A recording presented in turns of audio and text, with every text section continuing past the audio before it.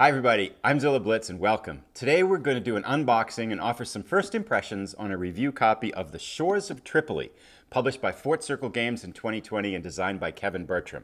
This game covers the U.S. Navy and Marines in action against Tripoli in the First Barbary War, right around the turn of the 19th century. Let's jump in and get started.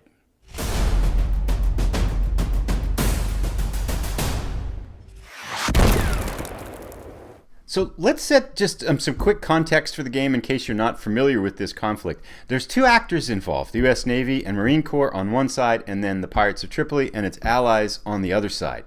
And basically the game runs from 1801 to as late as 1806. Each turn of the game is one season of the year, so it could run as long as 24 turns. Now, the U.S. is, the Pirates of Tripoli, to start with perhaps is better, have been raiding U.S. merchant ships in the Mediterranean along the coast of Barbary, which of course is along the northwest coast of Africa.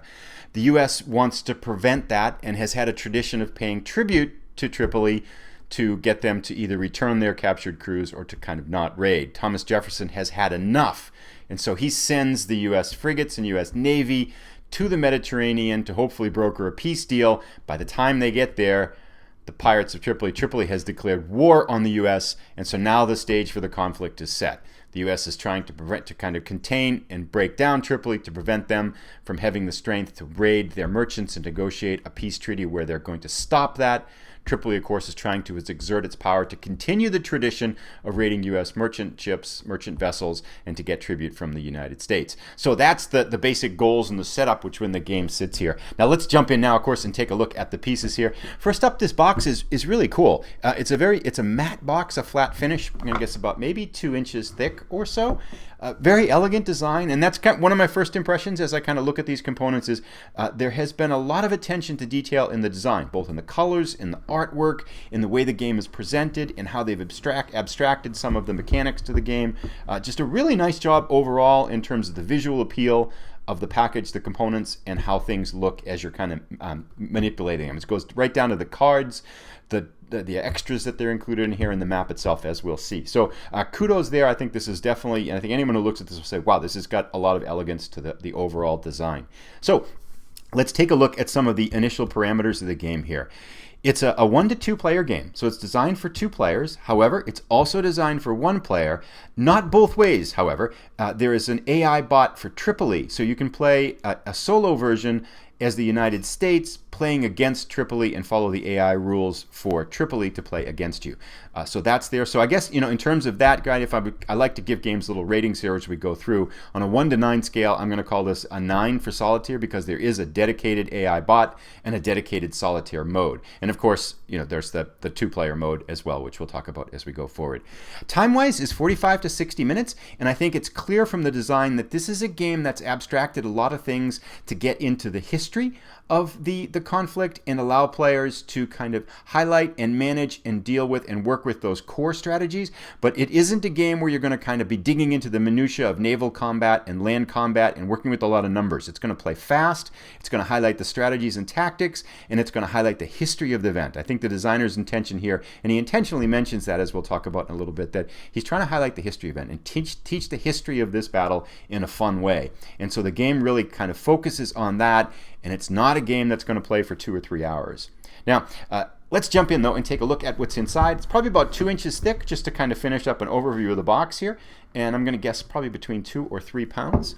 And we start out with the rulebook, and highlighting again the idea that this is a game that's going to learn fast and play fast. It's a nice glossy 8.5 by 11 rulebook, 12 pages in length. I've read through it already. Took me about 15 minutes, and by the time I got done with it, and I'll show some close-ups here too, I felt like, yeah, I'm ready to play. I mean, I'll probably have to refer back to it for a couple of things with sequence of play and a couple of things with how cards might play, and then some of the combat resolution, but I think I can imagine one kind of quick learning game, and then I've got it, and I'm ready to go. This kind of nice big text here, so easy on some older eyeballs if that's a factor for you. Icons are well explained, and kind of reading through it, It reads clean, it's well explained. I think it covers a lot of the edge cases and talks a lot about the different conditions in multiple places. So it's going to be easy to kind of dig back into the rule book and find stuff. So just a really good job. And again, it's highlighting a relatively small set of mechanics, so it doesn't have to go into a ton of depth here, but it makes sure that it covers what it needs to in terms of kind of setting up play for the player to figure out and learn how to play. The last 2 pages here are the solitaire rules, so it's got a solitaire setup and some of the modifications you make to have Tripoli play as an AI bot, and then some of the card sequencing that's used for that. Because again, this is a card-driven game, as we'll take a look and see very shortly. Now, I mentioned the history, and this is a place where I think the game really stands out. This is an additional 12-page document. Again, glossy, really nice print, again, really looks good. We've got this historical supplement and designer notes. So basically the front half of this or so has a year-by-year kind of retelling of the war and some of the key events of the war. And if you aren't familiar with this conflict is laden with U.S. military history. And 2 points in kind of that I'd like to mention as we go forward. I'm going to actually show an image here as I talk about one of them. But the Shores of Tripoli is the line that's included in the Marine battle hymn. And this is the battle, this is the conflict where that happened. Basically, the U.S. Marines had, a small force had hired some Arab mercenaries and were working their way towards Tripoli. They captured the city of Dern, and hence the Shores of Tripoli is in the Marine battle hymn that they sing, and is kind of the song of the U.S. Marine Corps. Also here, I'll show an image now of Stephen Decatur, who is one of I believe he still is the youngest American ever to reach the rank of captain in military history. He made his name in this conflict. He led a force. The USS Philadelphia, one of the U.S. frigates, had run aground and been captured by the Tripolitan pirates, and Stephen Decatur led a contingent of U.S. troops on a captured vessel disguised as Tripolitans. They got close, they boarded the Philadelphia, they set it on fire and scuttled it because there was nothing they could do to save it, and he instantly overnight became a U.S. military figure, just a hero. If you live in the United States, there's almost 50 different municipalities that have been named after Stephen Decatur. Our daughter right now is down in school near Atlanta, and the college she goes to is in Decatur, which is a city in Atlanta. There's cities, roads, schools, counties that have been named after him. Also in this conflict, a really cool side story, and I don't want to belabor the point, so I'll try to be quick. His brother was mortally wounded in one of the conflicts, and in the course of that, he led 5 other men, and Decatur went back and found the Corsair pirate that had killed his brother, raided the ship with only 5 men, took on over 20 Corsairs that are outnumbered like 4 or 5 to 1, and Decatur killed the captain that had killed his brother in a duel, basically, in the midst of this combat, almost died himself. So just a larger-than-life figure that supposedly was very caring for his troops that were under him and stuff like that. A true hero who later in his early 40s was actually killed in a duel where it's speculated that his second set him up for his death. Now, we have the back couple pages here, the designer's notes, and again, this is where this is, by the way, Kevin Bertram's first game. So his first design game, so congratulations on that. And he does mention here he wants to teach the history of this event. He'd become enamored with the history of this conflict, wanted to teach it in a way that was fun, challenging, and entertaining. And so hence we have a lot of the historical touches here and that emphasis on history. And we'll see that in particular when we get into the cards, but I thought this was pretty cool too, and I'll put a close-up of this here. This is a copy of the letter to Yusuf Karamanli, who was the leader of the Tripolitan pirates, sent by Thomas Jefferson. That was his hopes of basically negotiating a peace with him where the U.S. would not have to kind of continually pay tribute to the Tripolitan pirates. Of course, this didn't work and war was declared, but just a nice touch to kind of immerse the player in the history of the event and kind of have this connection to what was going on at that time. So let's take a look at some of the pieces. We're going to take a look at the pieces, then the map, then the cards here. So, and I've already opened this up once to kind of poke through it. I'm kind of reenacting this, if you will, just so I can kind of say things without kind of meandering around. It's a wooden piece. Make up the components, so there's no counters or anything like that. Here we have, and I'll show a close-up of these. These are the U.S. frigates. There are some Swedish frigates involved in the conflict as well, and then the red are the Corsair, the Tripolitan frigates. So really nice, hefty, good, solid wood pieces here. Good colors, everything makes sense and stuff like that. So we've got those as well. We also have the gold coins. So one of the ways that the Tripolitan pirates can win is they can get 12 gold coins, symbolizing successful pirating that continues to go on in the area in spite of the U.S. naval presence. And so that's one way that Tripoli can win. Another way that Tripoli can win is by sinking 4 of those blue U.S. frigates, basically saying that the cost of the conflict was now untenable for the U.S. and that they would broker a peace treaty that would favor Tripoli. Then we have Corsairs as well. So again, getting in that idea that there's not a lot of numbers in this game. Corsairs have 1 hit point, and the frigates have 2 hit points. Combat is really pretty simple and straightforward. It's going to be fast to resolve and fast to move forward. We have orange Corsairs here to represent the allies of Tripoli, red to represent the Tripoli Corsairs, and then blue is the U.S. had a few in the area as well. Small blocks for ground troops, because there is a ground element to it, where basically the U.S. Marines and some mercenaries are trying to reach Tripoli from Alexandria, which was within the historical kind of context of this conflict as well. And then red, of course, is the land forces for Tripoli. A lot of dice. Whoops, we lost a frigate there. A lot of dice involved here. There are 8 yellow, 8 red, and 8 blue. Combat, from reading through the rules, combat is resolved where, depending on how many frigates you have, you're going to roll a number of dice and you need 6s to hit. So I do get a sense that there's going to be an element of luck in here.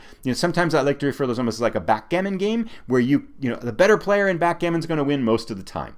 But a weaker player can get lucky with some dice rolls and perhaps pick up a victory. And I think this really fits well within kind of what I think is the intended, the goal and objective of this game. This isn't an incredibly serious, deep, intricate war game. That's just not the way it's designed. This is designed to be fun, fast-playing, teaches the history, and yet lets the players deal with those core and key mechanics that the two actors in the conflict had to deal with. So along those lines, I think there's going to be you might be cursing die or thanking your dice as things go forward.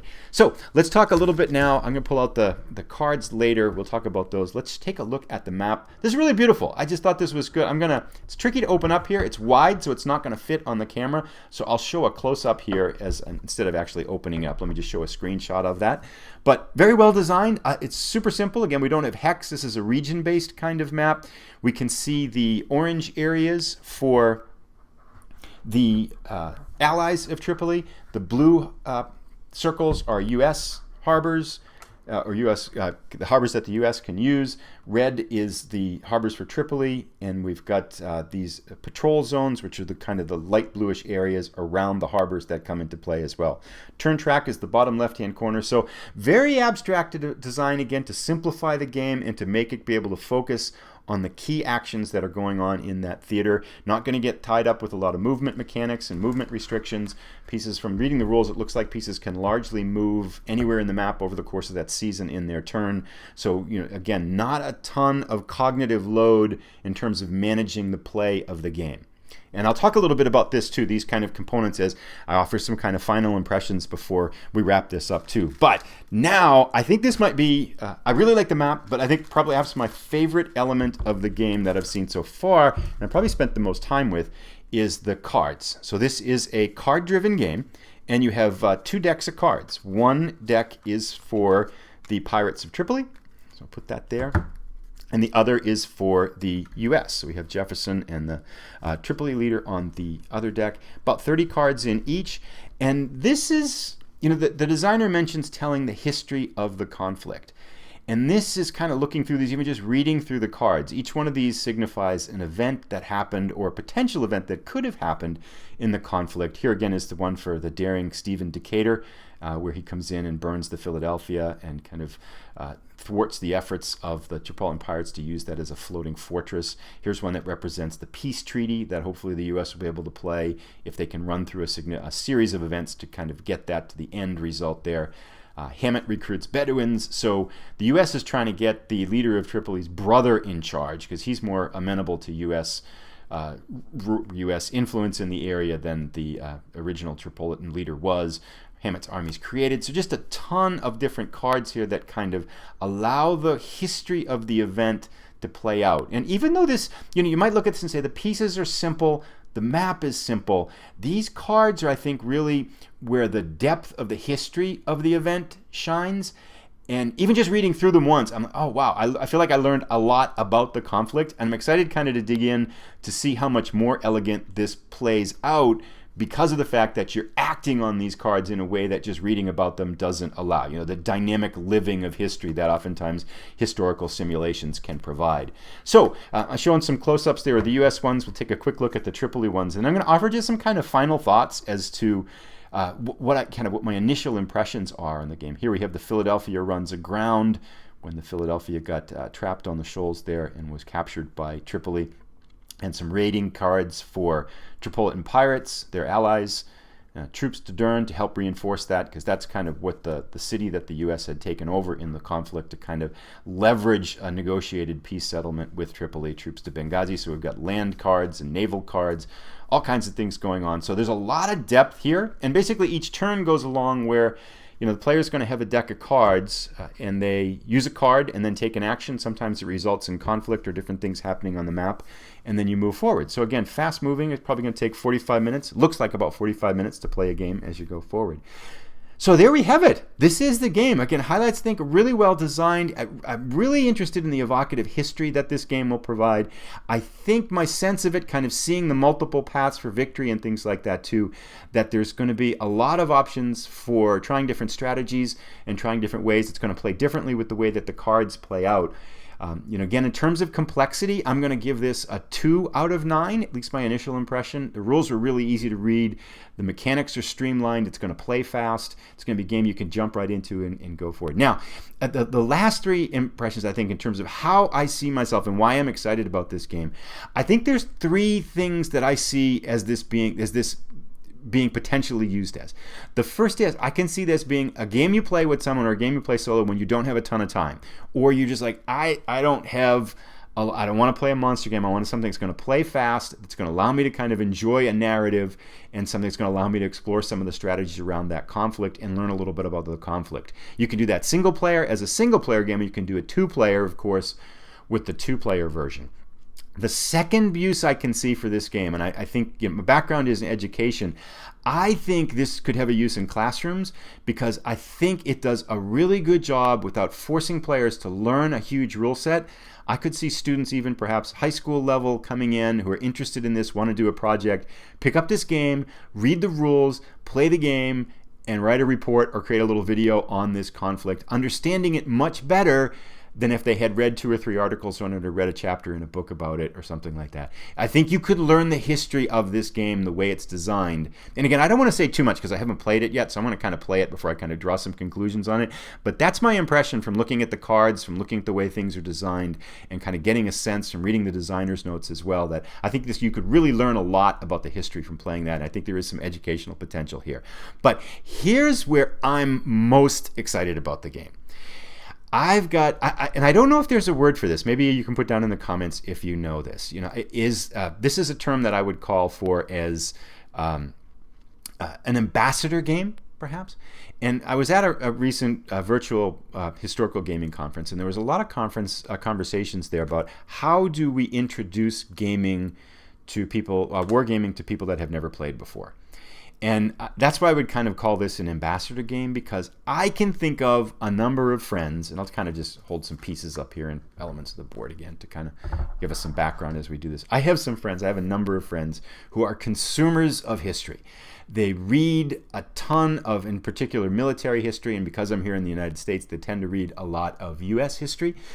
In U.S. military history in particular, but they've never played a war game before. They don't even know what one is. I had a friend over about a month ago. We were talking about it. I said, "Yeah, I started digging back into historical gaming over the past 3 or 4 months or so." And he's like, "Oh, what's that?" So I pulled out, I think it was Enemy Action Ardennes, which is this 3-inch thick box with tons of pieces and a massive rulebook. It's a great game. I'm not saying anything about the negatives of the game. It's a great game, but it's not the way you introduce someone to wargaming.